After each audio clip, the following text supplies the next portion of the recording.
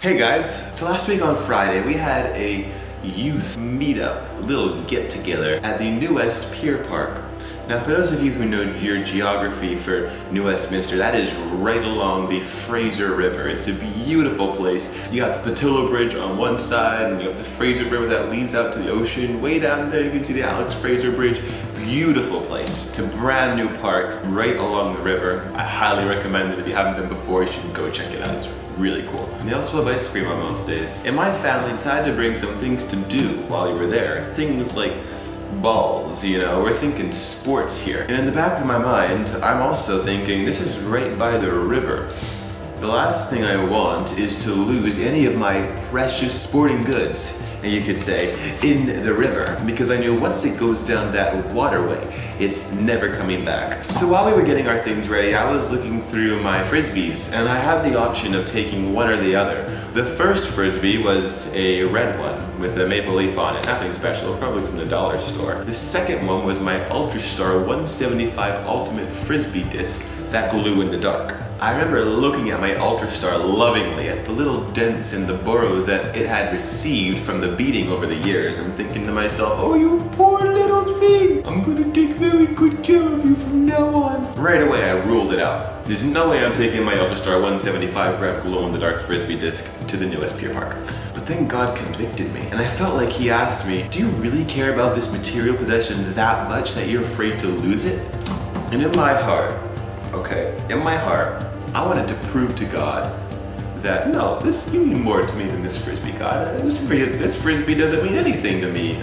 I don't care if I lose it. So I brought it to the park. We were playing several games of pass with it. Several times it went dangerously close to the river, but we always caught it because we're outstanding players.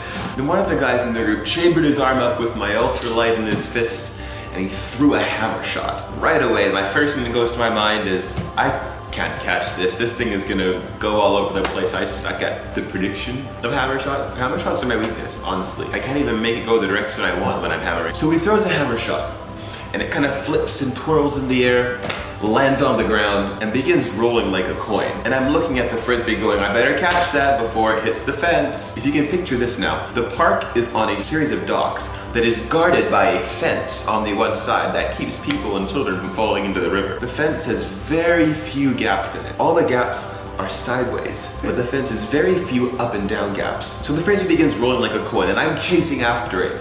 And in the back of my mind, I'm thinking, should I give everything I have and attack the Frisbee with all my might? Like, even, I'm talking to the point of like taking off my shoes and whamming that thing. Like, I was ready to go all out. But I looked up at the fence and I told myself, you know what?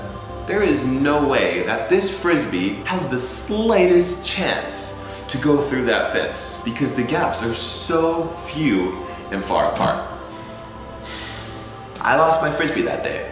I remember watching as it gently, just like a coin in a slot machine, just gently rolled into the exact location, the only location like the whole fence it could have possibly gone through. It rolled right in between, went out the fence, and dropped into the Fraser River. At this point, there's no retrieving it. I was so dismayed, but at the same time, I was reminded by what God told me earlier that day. Jesse, are you willing to lose this prized possession? My Ultrastar 175 gram glow-in-the-dark Frisbee disc imported all the way from China.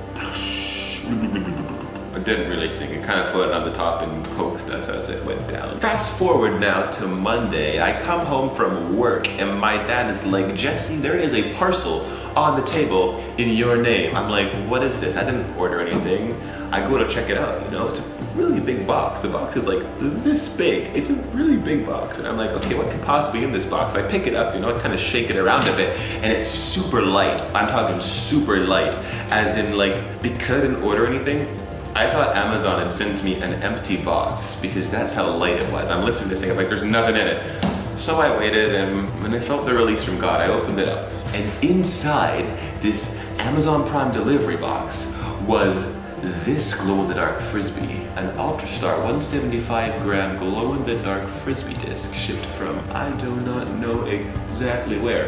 But literally, this is the exact same disc that I had lost. I later found out the person had shipped me one of these right after they had thrown it over the edge, and I am so grateful, but even more grateful for what God told me after. He told me, Jesse, I am going to give back to you everything the enemy has stolen. But what's more, my old Frisbee was covered in scratches and scars, but God gave me a brand new Frisbee that was completely spotless, smooth and scratch-free. And the word God gave me was, are you willing to give up what you have right now, to surrender who you are and the things that you possess in order for me to give you something greater, something new, something fresh? It requires a willingness to lose so that we can gain in Him. Are you willing to lose the things that you hold dearly to yourself? If you surrender to Him, He may remove it temporarily, but He'll give you back something much greater, much newer, much fresher, and scratch-free. Bless you guys.